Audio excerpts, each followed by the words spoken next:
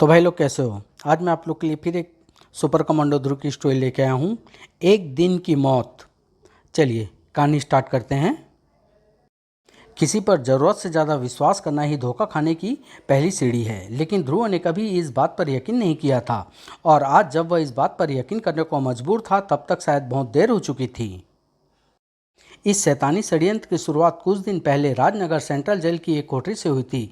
काल कोठरी से, जिसमें फांसी की सजा का इंतजार कर रहा था एक खतरनाक और खूंखार हत्यारा, भुजंग, जिसकी कोठरी पर 24 घंटों कड़ा पहरा रहता था। आप लोगों की चाय साहब, लाओ यार लाओ। इस समय तो इसकी बड़ी सख्त ज़रूरत थी। जब से तूने कैंटीन का कॉन्ट्रैक्ट लिया है बिजू, तो तब से बढ़िया और सस्ती चाय मिलती है।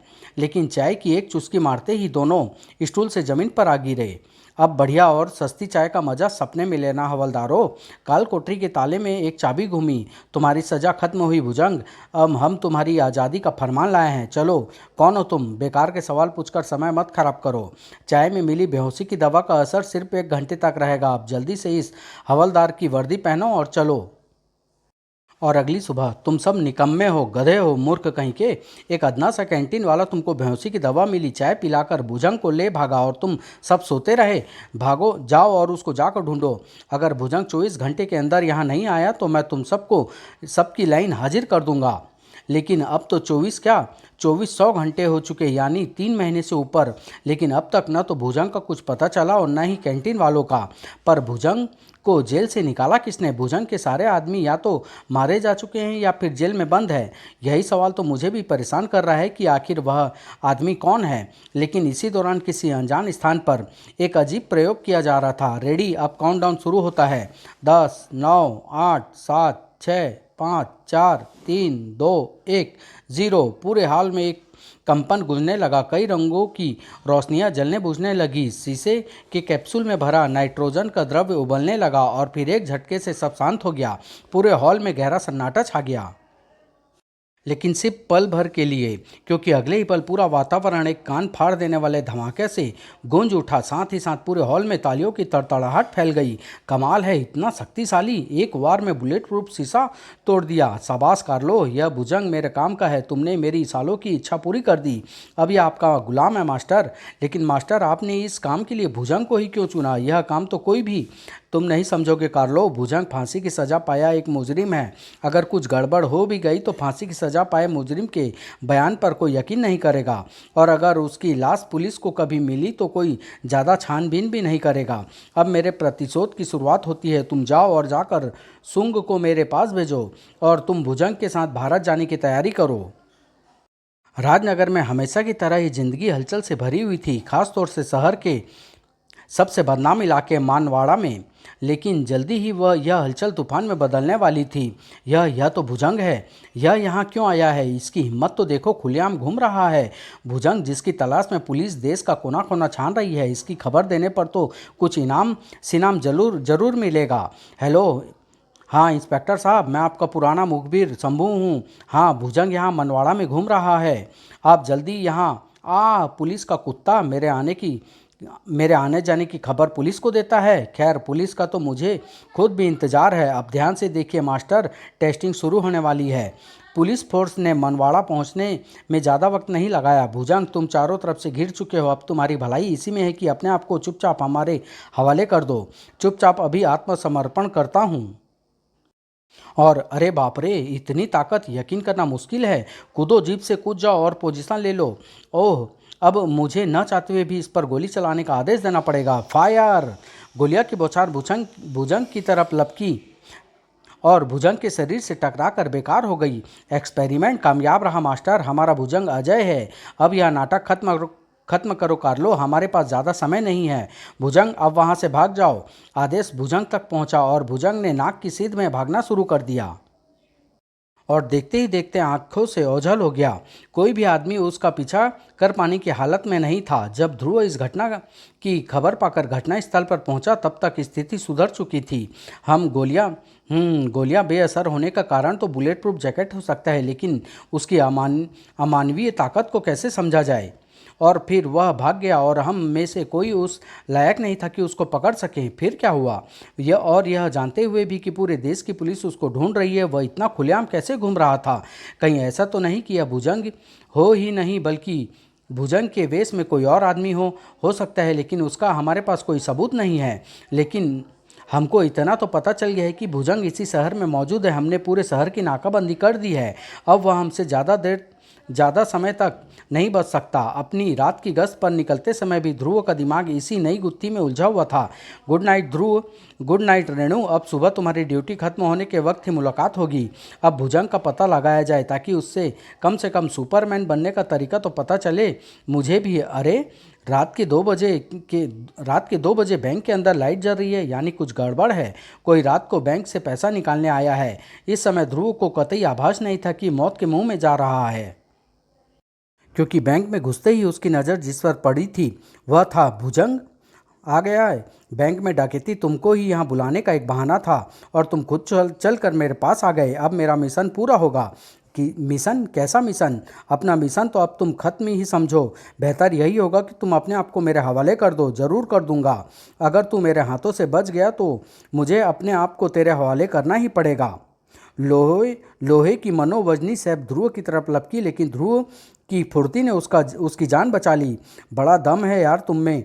कौन सा टॉनिक खाते हो? इसमें तो सुपरमैन की सी ताकत है। यह जरूर भुजंग के मेकअप में कोई और आदमी है, क्योंकि भुजंग को मैं अच्छी तरह जानता हूँ और उसमें इतनी ताकत तो सर्तियाँ नहीं थी। लेकिन इसके मुंह पर न तो कोई मास्क है और न ही कोई मेकअप। तो भुजंग में इतनी ताकत आखिर कहाँ से?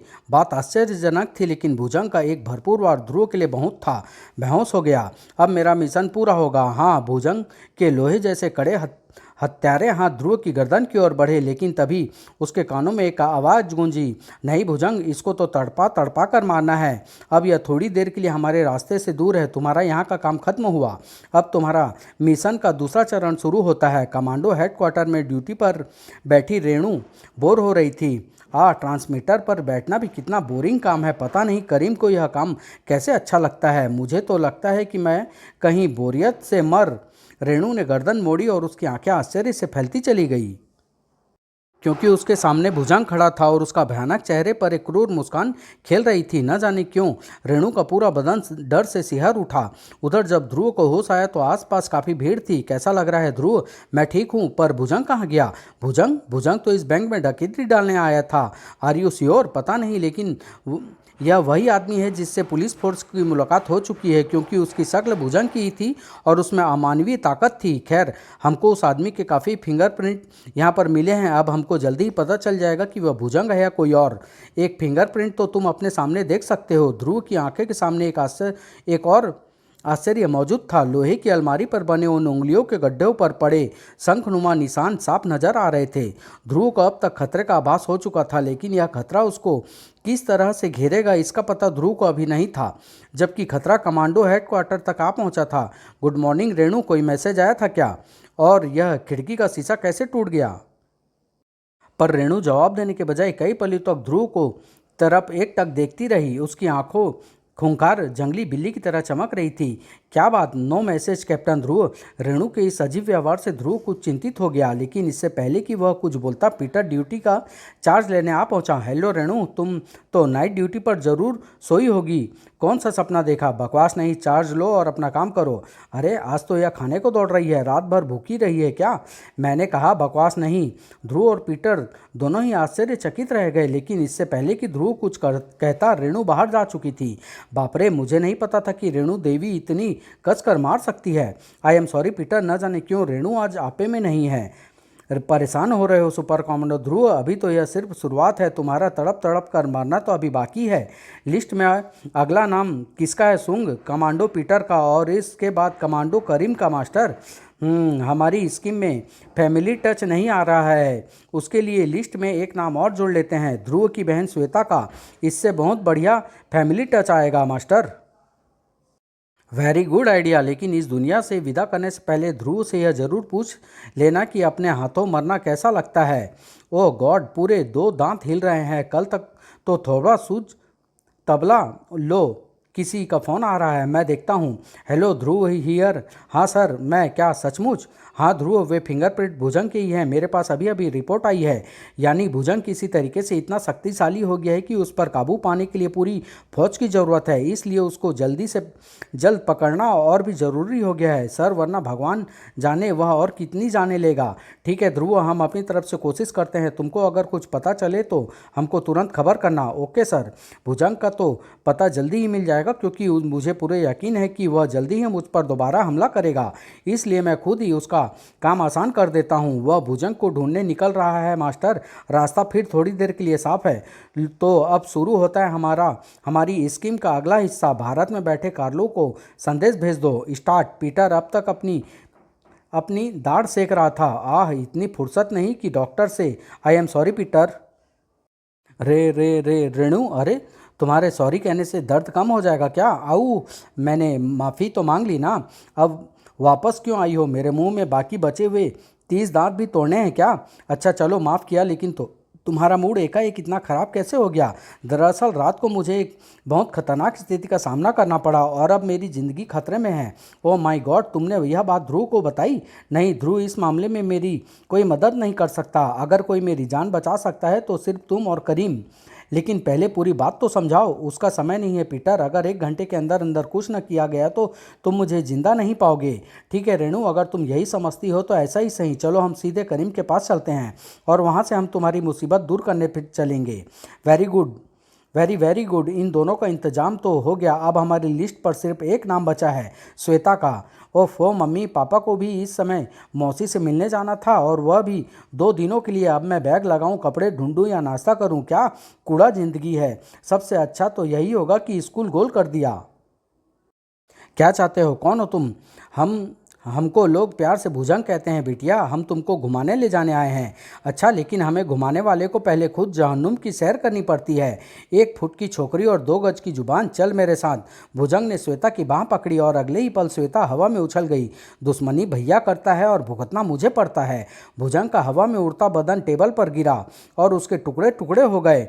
ओह, यह आदमी है या लोहे का डल्ला? अगर उसकी एक उंगली भी मुझसे छू गई तो मेरे कोमल बदन की तो चटनी बन जाएगी। इसलिए बस्ते बस्ते बीच बीच में इसकी धुनाई करनी भी जरूरी है, ताकि इसको थका कर इसे काबू पाया जा सके। लेकिन यह आदमी तो पावर हाउस लग रहा है। इस पर तो थकान का नामो निशान तक नहीं है। आखिर ऐसे कब तक बचा? आह, ज्ञानी कहते हैं कि अपने से ज़्यादा बलवान से युद्ध करने में शरीर को नुकसान पहुंच सकता है। इसलिए अक्लमंदी इसी में है कि यहाँ से शरीर समेत भाग खड़ा हुआ जाए। श्वेता दरवाजे की तरफ लपकी, लेकिन भुजंग बिजली की सी तेजी से श्वेता और दरवाजे के बीच में आ गया। श्वेता का हाथ उसको धक्का देने के लिए आगे बढ़ा और भुजंग की कमीज सामने से 2 भागों से चिर गई। हाथ में शर्ट का फटा टुकड़ा पकड़े श्वेता ने अपनी तरफ बढ़ती मौत को देखा और उसकी आंखें आश्चर्य से गोल हो गई। सामने जो कुछ भी दिख रहा था उस पर यकीन करना मुश्किल था।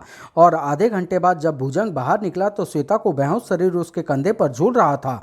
कहीं और पीटर और करीम रेणु की परेशानी दूर करने जा रहे थे। कितनी दूर और जाना है रेणु? बस गाड़ी यहीं पर रोक दो। तुम लोगों की यात्रा यहीं खत्म हुई? ओह समझा, तुमने आज सुबह से दूसरी बार ऐसा अजीब व्यवहार किया है रेणु। या तुम्हारा कोई और नाम है? जो चाहे समझ लो। ये सब क्या चक्कर है पीटर? थोड़ी देर खामोश रहो करीम, अभी अभी सब समझ में आ जाएगा। रेणु, आई एम सॉरी, लेकिन मैं तुमको कमांडो फोर्स की तरफ से गिरफ्तार करता हूँ। You are under arrest. सच? रेणु के चेहरे पर शैतानी हंसी एक बार फिर से खेलने लगी, और इससे पहले कि पीटर पलक तक झपक पाता, पिस्तौल उसके हाथों से छूट कर दूर जा गिरी। रेणु, पागल हो गई हो क्या? करीम, पकड़ लो इसे। Okay partner. दोनों रेणु की तरफ लपके, लेकिन रेणु के हाथों ने उनको बीच में ही रोक लिया। पर पीटर और करीम कमांडो फोर्स के कैडेट थे और हार मानना उनकी ट्रेनिंग में शामिल नहीं था।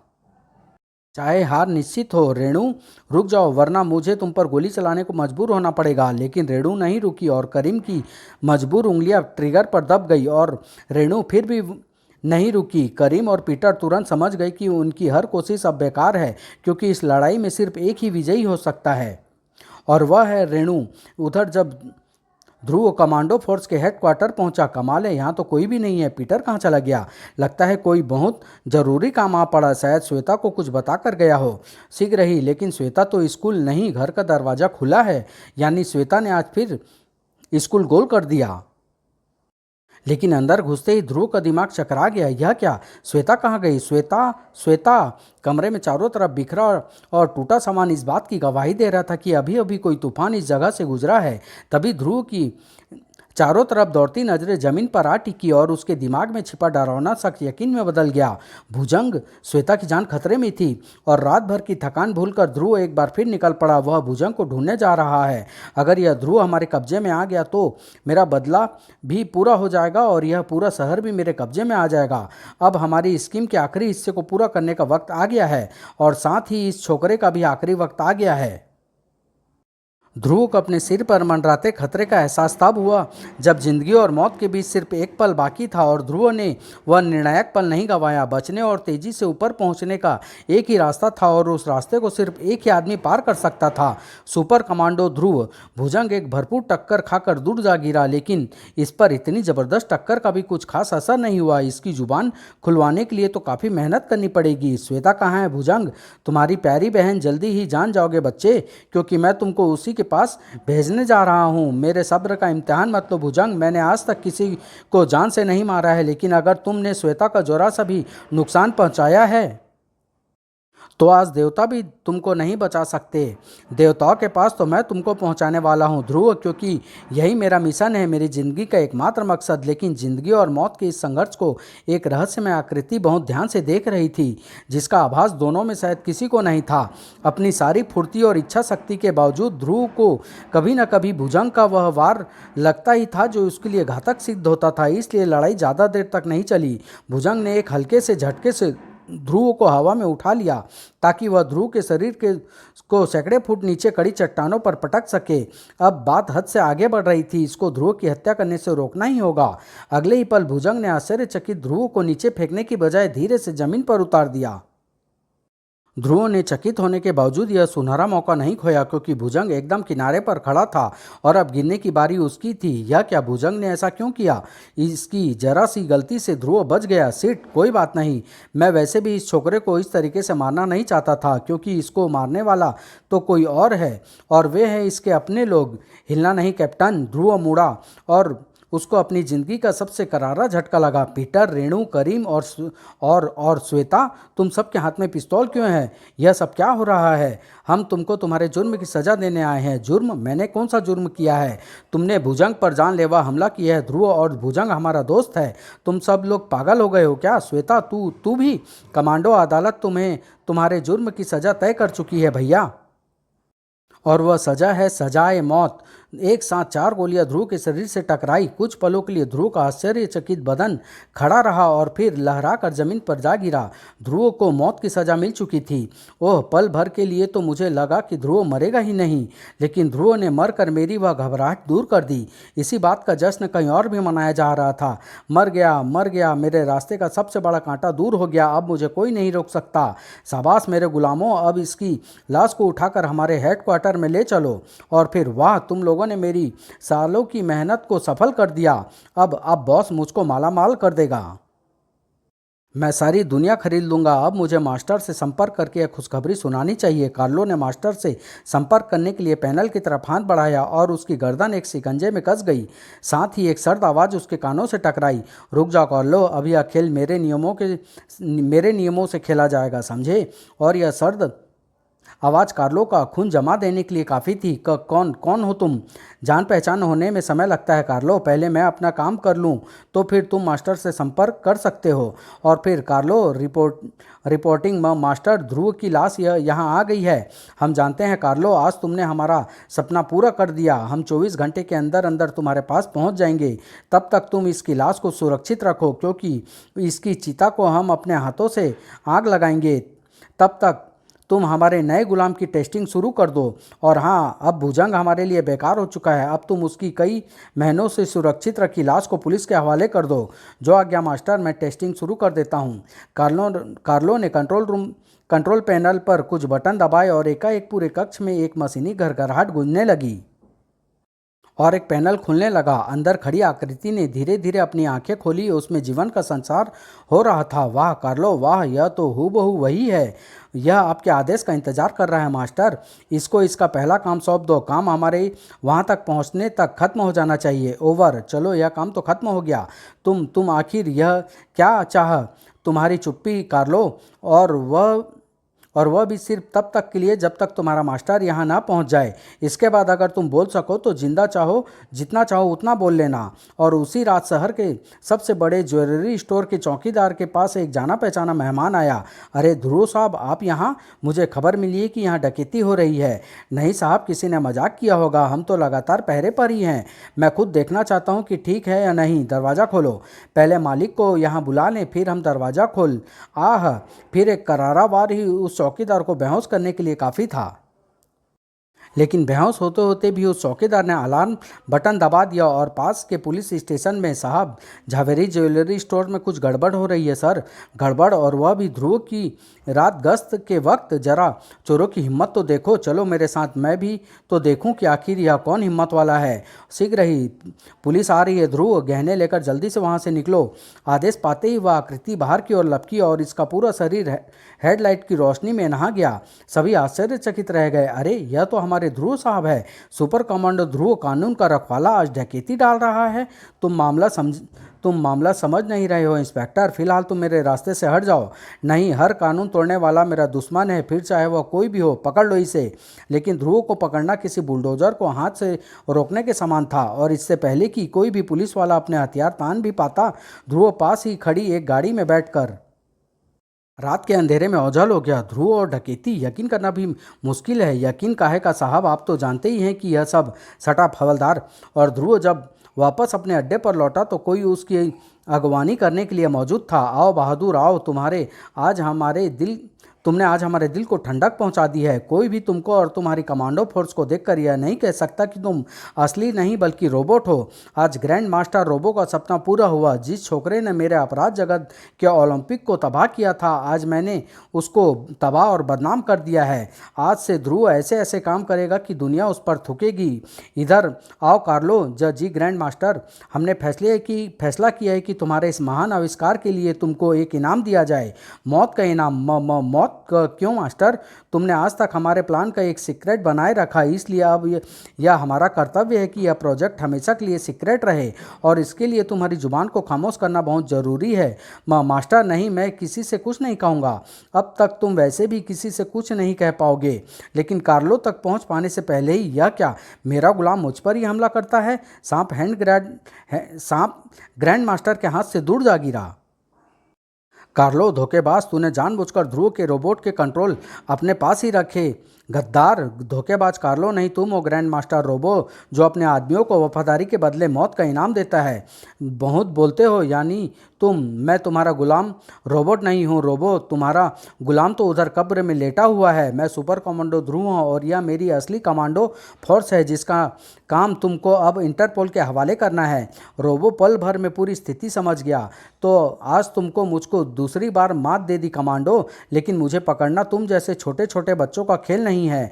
न न न हिलने की गलती मत करना, क्योंकि यह मल्टी बैरल गन एक ही बार में तुम सबके चिथड़े एक साथ उड़ा सकती है। अब मुझको यह बताओ कि मुझसे गलती कहाँ हुई?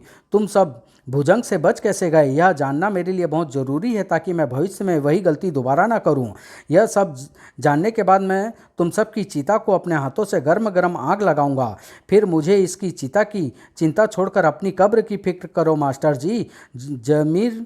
ज़मीन के रेट आजकल बहुत ज़्यादा बढ़ गए हैं। कौन है रे तू छोकरी? इस छोकरी को तुम जैसे अपराधी चंडिका कहते हैं रोबो। और मेरे पास तुम्हारे सब सवालों का जवाब है। हालांकि कार्लो दी जीनियस के बनाए रोबोट के फिंगरप्रिंट्स तक असली जैसे थे, लेकिन यह समझना कोई बड़ा काम नहीं था कि वे सभी रोबोट हैं। और यह जानने के बाद उनको काबू में करना और भी आसान काम था। जानना चाहते हो कैसे? तो देखो, चंडिका श्वेता की तरफ लपकी और उसके हाथों में एक हल्के से दबाव से श्वेता के सीने का एक हिस्सा खुल गया। ये रहा तुम्हारा एक रोबो और इसका फ्यूज निकालते ही चंडिका ने कुछ बटन दबाए। यह बेजान हो जाएगा और अब इसकी कंप्यूटर प्रोग्रामिंग बदल अपना गुलाम बनाना बाएं हाथ का काम है। माय गॉड, यह श्वेता नहीं है तो श्वेता कहाँ गई? घबराओ मत ध्रुव, उसको मैंने पहले ही सुरक्षित जगह पर पहुंचा दिया है, क्योंकि यह जगह उस जैसे डरपोक के लिए नहीं है। तुम्हारे भुजंग को मैंने इसी तरीके से अपने कब्जे में किया और उसके कंप्यूटर कंट्रोल में जरा सी हेर फेर करने से वह तुम्हारे बजाय मेरा गुलाम बन गया। उसके बाद पीटर, करीम, रेणु और श्वेता को आज़ाद कराने का काम भुजंग ने ही किया। अब तुम्हारे सारे रोबोट कैद में हैं और असली कमांडो फोर्स आज़ाद है। ध्रुव की मौत और डकैती का नाटक सिर्फ तुमको यहाँ बुलाने के लिए किया गया था, तो मेरा प्लान ध्रुव से ज़्यादा तुमने बिगाड़ा है। तूने ग्रैंड मास्टर रोबो का प्लान चौपट करके अपनी मौत को दावत दी है छोकरी। अब सबसे पहले तू मरेगी और बाद में ये सब। असावधान चंडिका को रोबो के हाथ का वार काफ़ी तेज लगा और जब तक सभी उसकी मदद को आगे बढ़ते, एक दूसरा वार चंडिका के बदन से आ टकराया। रोबो की इस हरकत से ध्रुव की आंखों में खून उतर आया। मैं तुमको सही सलामत अंतर्राष्ट्रीय पुलिस के हवाले करना चाहता था रोबो, लेकिन चंडिका पर हाथ उठाकर तुमने यह मौका गंवा दिया। अब तुम हवालात से पहले अस्पताल में जाओगे। कमांडो फोर्स ध्रुव की मदद करने को तैयार थी, लेकिन ध्रुव को मदद करने की जरूरत नहीं थी, क्योंकि क्रोधित ध्रुव का सामना तो शायद पागल हाथी भी नहीं कर सकता था। लेकिन क्रोध में आदमी सोचने समझने की शक्ति खो बैठता है, इसलिए उसको आने वाले खतरे का आभास नहीं हुआ। वैसे भी वह उतना कुछ नहीं जानता था जितना कि कार्लो को पता था।